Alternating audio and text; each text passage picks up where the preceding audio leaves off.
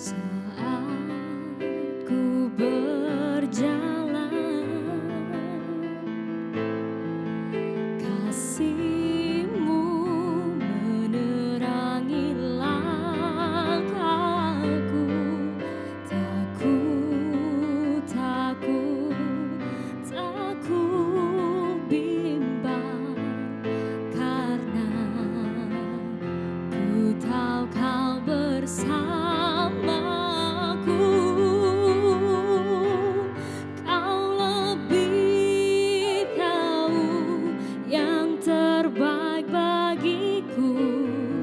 Kau lebih sanggup pulihkan hidupku.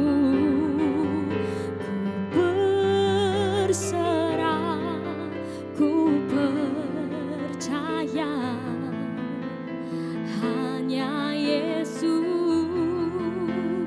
penolong yang setia. Kau lebih tahu yang terbaik bagiku. Kau lebih sanggup pulihkan hidupku. Ku berserah, ku percaya hanya Yesus penolong yang setia.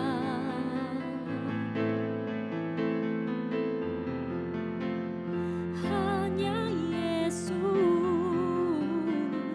penolong yang setia.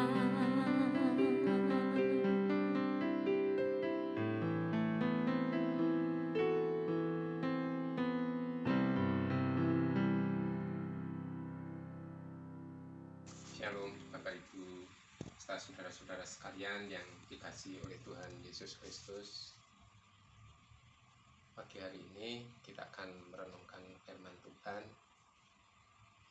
dari Tuhan Yesus Kristus sendiri, yang melalui firman-Nya akan kita renung-renungkan, sehingga akan membawa pemahaman, pengertian, dan diharapkan membawa perubahan di dalam hidup kita. Sebelum kita merenungkan, marilah kita berdoa memohon pimpinan pada Tuhan Yesus Kristus. Marilah kita berdoa. Tuhan Yesus Kristus, terima kasih atas berkah dan pimpinan-Mu di dalam kehidupan kami sehari-hari. Pagi hari ini kami akan mempelajari firman-Mu, merenung-renungkan firman-Mu.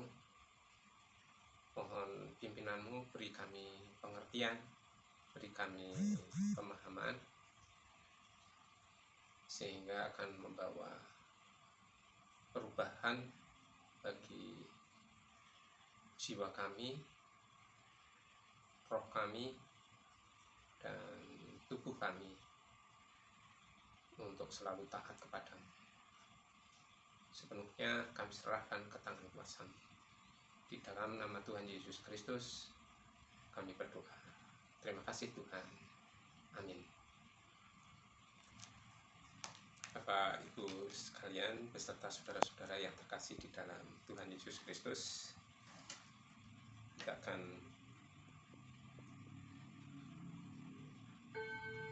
mempelajari firman Tuhan yang terambil dari 1 Tesalonika 5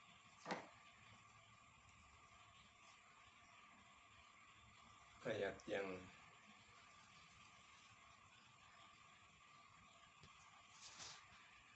12 sampai dengan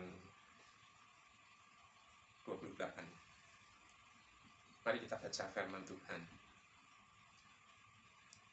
Kami minta kepadamu, saudara-saudara, supaya kami menghormati mereka yang bekerja keras di antara kamu, yang memimpin kamu di dalam Tuhan dan yang menegur kamu.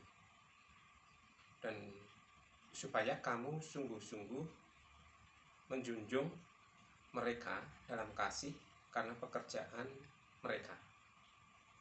Hiduplah selalu dalam damai seorang dengan yang lain.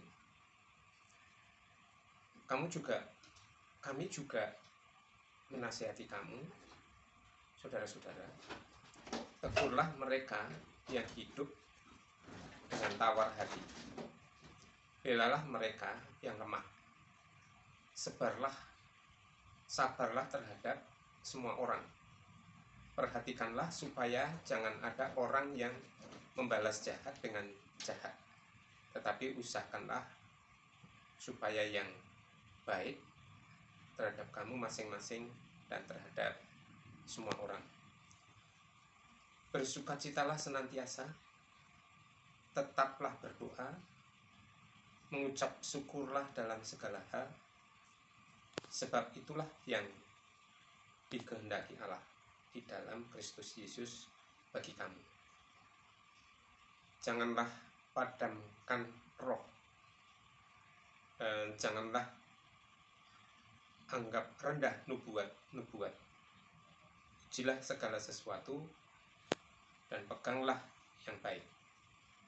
Jauhkanlah dirimu dari segala jenis kejahatan. Semoga Allah damai sejahtera menguduskan kamu seluruh, dan semoga roh, jiwa, dan tubuhmu terpelihara sempurna dengan tidak bercacat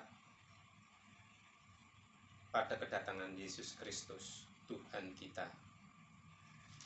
Ia yang memanggil kamu adalah setia. Ia juga akan menggenapinya. Saudara-saudara, doakanlah kami, sampaikanlah salam kami kepada semua saudara-saudara dengan cium yang kudus. Demi nama Tuhan, aku minta dengan sangat kepadamu supaya surat ini dibacakan kepada semua saudara. Kasih karunia Yesus Kristus Tuhan kita menyertai kami. Yang khusus akan kami renungkan adalah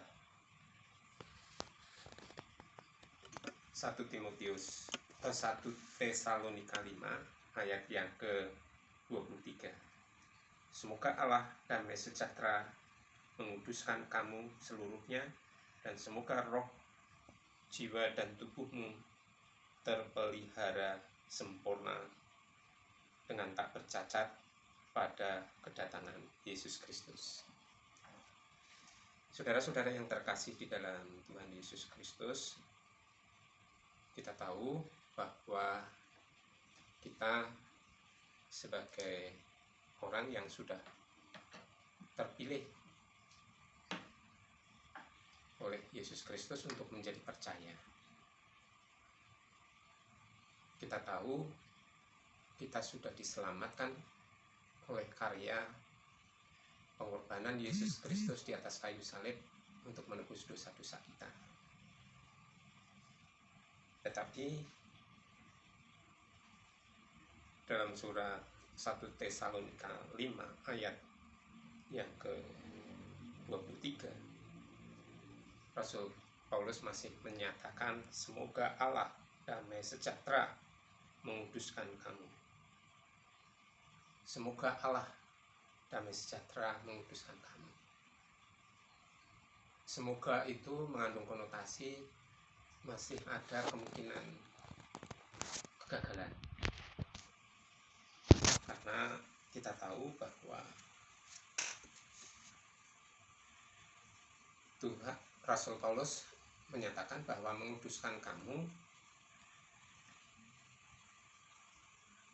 roh, jiwa, dan tubuhmu terpelihara sempurna. Roh, jiwa, dan tubuhmu terpelihara sempurna. Dan kita tahu bahwa manusia diciptakan Tuhan dengan kasih-Nya berdasarkan kreasi Tuhan yang menciptakan manusia segambar dengan Dia, roh, jiwa, dan tubuh.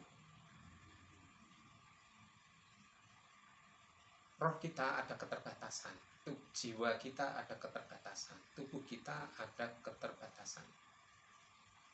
Di mana di dalam tubuh kita bisa berpikir jika ada roh. Roh yang dinyatakan oleh Tuhan Yesus Kristus, oleh Tuhan, itu mempunyai dua pilihan saja, ya dan tidak. Tetapi pikiran itu banyak alternatif, bisa ya dan tidak, bisa hitam, bisa putih, bisa abu-abu, bisa variasi warna yang lain. Dan tubuh itu akan menanggapi atau melakukan sesuatu itu hanya taat pada pikiran. Padahal di dalam harapan dari Rasul Paulus, bersukacitalah senantiasa, bersyukurlah senantiasa. Oleh karena itu, kita harus taat sungguh-sungguh di dalam Tuhan Yesus Kristus. Dalam dunia roh kita harus ya, kalau ya katakan ya, kalau tidak katakan tidak. Pikiran harus taat pada roh, dan roh yang sudah dipilih oleh Tuhan Yesus Kristus harus taat pada firman Tuhan. Firman Tuhan yang sudah disampaikan oleh manusia sudah tidak ada pilihan lagi. Kalau kita tidak memilih, berarti roh yang kekal itu nanti jaminannya adalah neraka. Tetapi kalau iya, jaminannya adalah surga. Tetapi pikiran, kita masih membuat alternatif-alternatif yang lain. Kadang ya, kadang tidak, dan ya dan tidak. Itulah yang harus kita didik pikiran kita, keinginan, kehendak, perasaan itu harus tunduk di dalam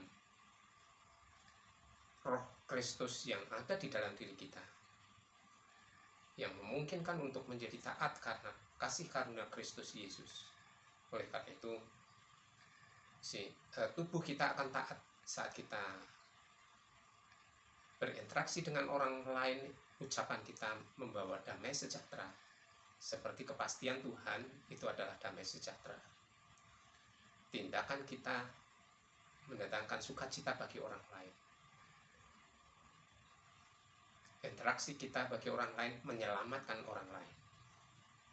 Tuhan memberkati kita. Tuhan memampukan kita. Mari kita berdoa. Terima kasih Tuhan, firman-Mu semoga mengubah hidup kami untuk menjadi taat. Karena kami yakin Roh-Mu menyertai kami, Roh-Mu memampukan kami, dan Roh-Mu lah yang membawa damai sejahtera bagi hidup kami. Terima kasih Tuhan. Amin.